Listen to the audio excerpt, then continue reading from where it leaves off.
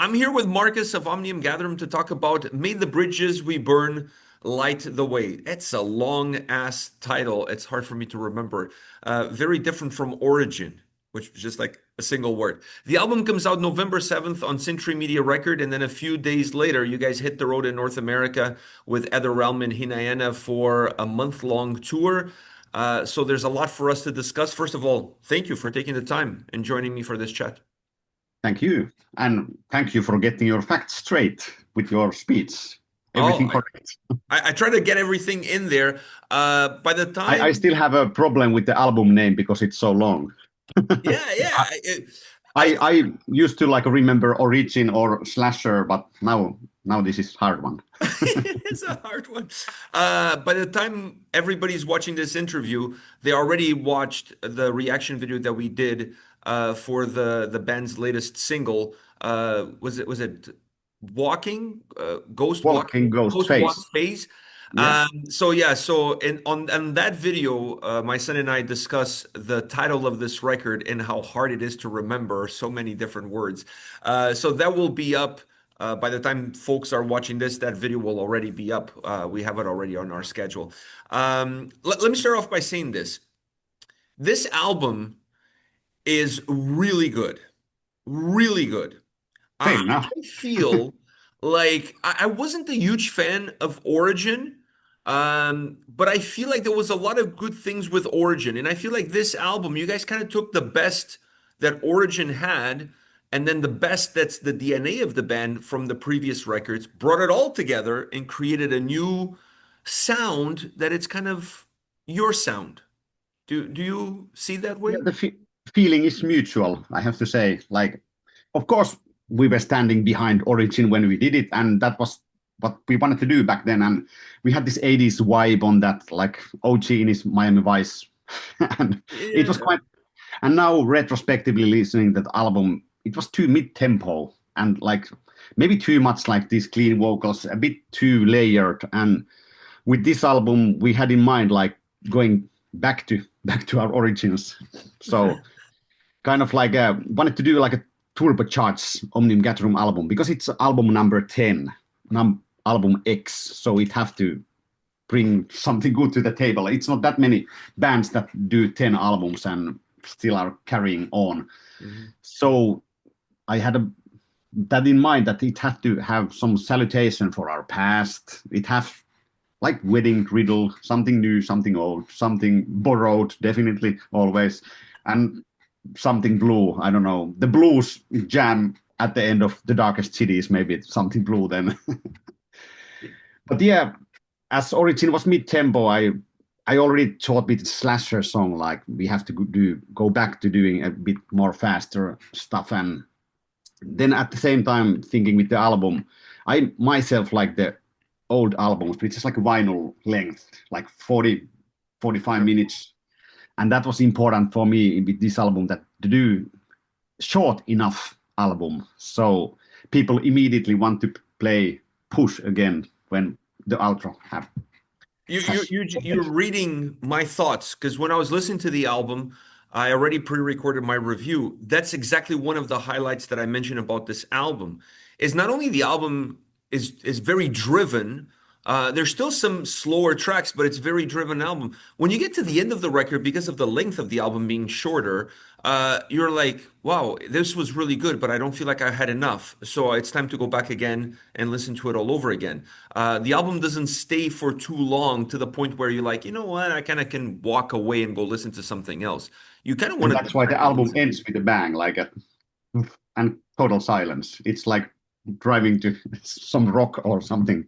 Yeah, yeah. And then you guys have Road a really close nice ahead. intro as well that really sets up the album at the beginning. Uh, I really like the design of the record. Now, one thing that I thought from Origin that moved into this one, this album still has at times that very rock and roll sound, which I really like because I feel like that is such a part of Omnium Gatherum. It's not just about the fast riffs and the heavy sounds, it's that rock and roll bass.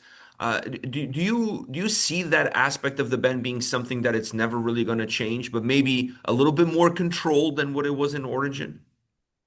Uh, I don't. I think the soul and DNA of OG is the same, like the melodies and stuff like that, and it we kind of have like our distinctive sound, which is not that Finnish sound, maybe not that melodic, melancholic Finnish sound, like for example our rivals Insomnium or, or some bands like Amorphis. OG has always been more maybe hopeful and uplifting melodies than these enemy bands. Joking. Yeah, yeah, But no, I agree with you. that's the basic DNA with OG, and then some riffs and things change, and there's a heavy metal heart in OG's output, and I like to count OG as a heavy metal band. It more than melodic death metal band maybe. There is a heavy heart definitely, and with the riffs. And you guys on this album complement those melodic riffs really well with the keyboards. I Yeah, thought the mixing was amazing because the two really accentuate one another. The keyboards give more strength to the guitars give more strength to the keyboards. I fucking love the dynamic between the two. yeah. Aapo have learned to play. That's a actually really funny story with the keyboards. I heard this like maybe year or two ago when Aapo was a little bit tipsy, and he said to me that he's been in the band since 2004, so 21 years, quite a long time. But it's not that long that Aapo said that. I'm living in a small town, and Aapo is living in a small town. There's not that many male guys, or there is, but not that big circle, and especially not like keyboard players. So I heard that Aapo is a metal guy who is playing keyboards, and then we needed a keyboardist, and I sent a message to Aapo through our mutual friend that Ochi needs a keyboard player, and Aapo actually wasn't a keyboard player. He was a guitar player, but he hustled. He borrowed a keyboard somewhere, and just he could do like the basic like chord layers and stuff, and then he just hustled and rehearsed like mad for a few days and come to the rehearsals, and rest is history. Wow, what a story! So and at the first albums that Abo were involved, of course, it was more like just like strings and like chords, because that was what we were after. But like little by little, we've been getting these more moving elements and lead synths to stuff. And nowadays, it's a huge part of OG sound to have these lead synths and guitar, keyboard layered leads and stuff and melodies. So the hustler has learned to play. Wow, it's incredible to see that as the origin story. Once again, this name Origin keeps coming up, but that's the origin story. And now to see where you guys are with this sound, it's really phenomenal. I thought the guitar sound on this record is super, as every record for you guys is super important. But I honestly felt like the guitar sound on this record is excellent. Did you guys change anything coming in? Did you guys change the amps outside of the tempos, obviously? Was there anything else that you guys changed? Uh, we had fun with Juho Räihä, my good friend. Juho really well. This is the first. No, it's not the first. Slasher was the first OG record that Juho was recording my guitars, and then Juho recorded also "I Am the Night" and "Cemetery Skyline." And I've known Juho like 20 years since we did many shows before the Dome back in the day. So we are good friends. Juho actually knows my style, my playing style, and what I want from the music. And he has a really good taste in sounds and stuff. So that's a big part of the sound production, and that's about it. We had like many amps in the studio. We didn't have too tight schedule, so we kind of like checked a lot of different stuff with the guitars, and we were after some 90s vibe, real metal sound. Yeah, and you guys got it. I'm gonna put you on the spot here. So is he a better recorder slash producer or a better guitar player? I cannot say that. He's good at both. He's good Yeah, at he's good at both, definitely. he's good at both. Let's So just that there is no reason to say which side is better. I very political of you to keep it like level there and not to pick Yeah, a side. I love your it. question was mean. Yeah, yeah, it was. It That's was. so hard. I put you on the spot there. Do you have a favorite riff on this album that from the moment you wrote that riff, you're like, man, this one's got to make the record? Uh, I really like the Darkest City as a whole song, and then this that's one of my favorite riff probably. And then the outro, which is just that that's heavy metal, right? Just Yeah, yeah. down E and so I think always a riff, if you can do the riff with your mouth, then it's good riff. Like Morbid Angel Dominate. I've never heard that explanation about a riff. If you can do it with your mouth, then you know you have a good riff. But I agree with you. I think that is a great way of explaining it. Yeah, I've only heard that before with the guitar solos that if you can hum the guitar solo, the melodies, then it's like a unforgettable solo. Like whatever Europe Journey, Bon Jovi solos, you can hum them with the solos, and it's not too fast. So there's Wow. something with that people's mind can catch up easier if you can sing along. That is true. It has a little bit of more of a accessibility, for a lack of a better word. You mentioned something that I think it's really important. This is the band's 10th record, and you also said that not a lot of bands stay around for this long, releasing 10 records.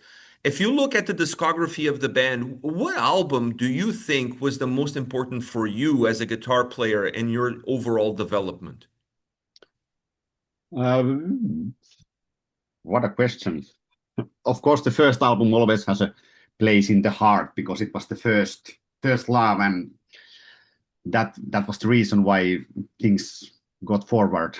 But maybe the Red Shift was really important album in OG's career. The band kind of found its identity with that album, and maybe Beyond album redefined that even more. So maybe those are kind of like not milestones, but like pathways onwards on Omnium Gatherum adventure. Has the band developed and grown at the rate that you expected, or has it been beyond your expectations? Of course, we at first we didn't expect anything. It was just yeah, we got to make a record that was beyond expectation already. And then with the second album, we were signed to Nuclear Blast, and then we were thinking like, now we're doing it, now we're going big, and we didn't. So, and it's been slowly steady upwards going with Omnium Gatherum, but it's always been upwards. So, and that's the important thing. It's never went backwards, or we haven't got any crashes or stuff like that. So it's all good. But of course, it's really cool that we have got to play in 5 different continents and people know our songs. So that is always something I salute, and that is beyond expectations of a small city boy from Yeah. Finland. And you said something really important before. Omnium Gatherum has their own style of sound. It's not your prototypical Finnish melodic death metal band. It falls in that category, but you guys sound different. And I think that's really important to set you apart. Was that by design, or is just that what you guys created? This is kind of accidents will happen thing. Like this is how our DNA have grown up, and it's kind of like a combination of correct my musical tastes, which is like vast. I like a lot of different kind of music, and I'm not like checking only inside the box. And every now and then I feel with Omnium Gatherum, it's a blessing and a curse. We definitely have our own sound, but then sometimes it feels like we are too uplifting for melancholic melodic death metal people, and then we are too death metal for heavy metal people, and too always like seems we are somewhere in between in many genres. So It is true. It is true. I can see where you're coming from. Where do you find time to write a new Omnium Gatherum record? It's not like you don't have other bands, other projects, other releases, um, dogs that you love to spend time with, and family. Where do you find the time? I honestly don't know.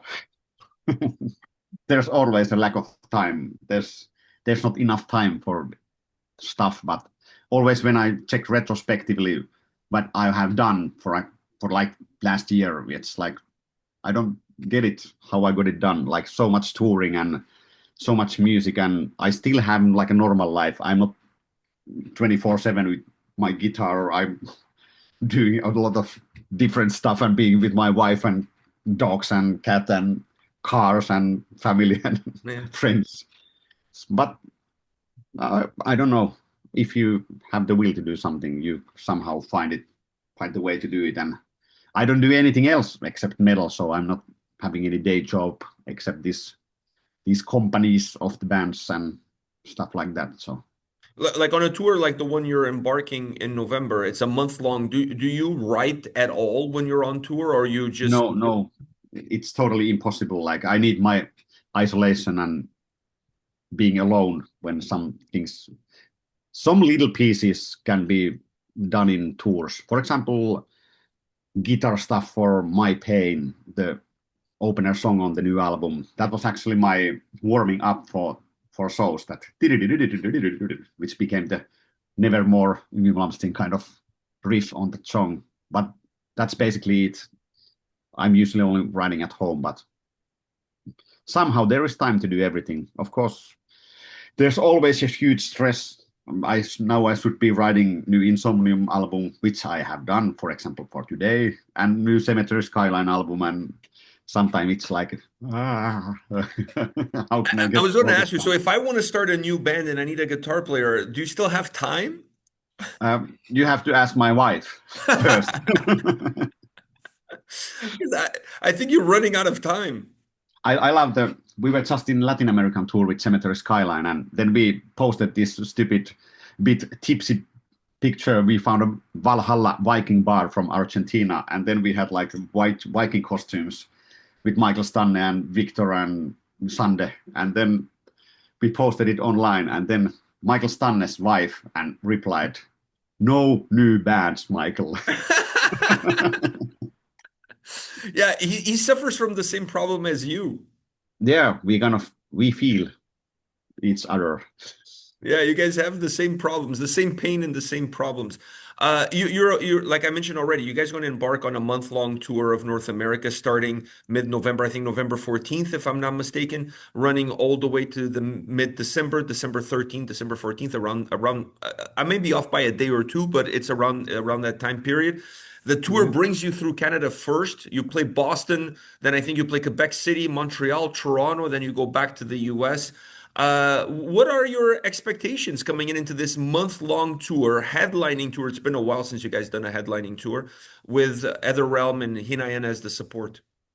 Yeah, it's our second ever headline tour in the North America. So of course, that only is really cool to have own tour. We did our previous own tour in 2020, right after Right before, pandemic. after the pandemic. Yeah, and it was crazy times. It was crazy cool to get on tour after that shitstorm. And it went exactly really well, even the times were weird. And after that, we toured in North America with Elevati and then with Insomnium. So we've been there quite a lot lately. So hopefully it will be good. I have a feeling it will be good. It's a great lineup. Really happy to get Hinayana for the first time doing like full US tour. They've been with us 2 times in Europe touring, but they've never done like full US tour. So it's cool for them also. And Realm is a great band. So at least the lineup is really great and happy bunch of fellows. So we will Yeah, have a lot of fun on the tour. three good reasons to buy a ticket. Yeah, Three indeed. good reasons to buy a ticket. Does it put more pressure on you when you're on a tour like this, where you're the headliner versus being more of a supporting band? Of course, puts all the pressure on the headliner band because it's it's business. It's we don't care about the business, but all the agents, promoters, managers, they just count the numbers and ticket counts, and so that always comes to headliners monkey in the back, like how did it go? Well, But for the Toronto one, I can tell you, you guys are playing at a bigger venue than the one you played in 2020. 2020, you guys played at the Velvet Underground. So this time, I think you're playing at a bigger one. Um, yeah, it was some lease, yeah, lease. yeah. Yeah, so it's Yeah, slightly bigger. I prefer Lee's Palace, to be honest with you. I like the sound there. I feel like the sound there is way better.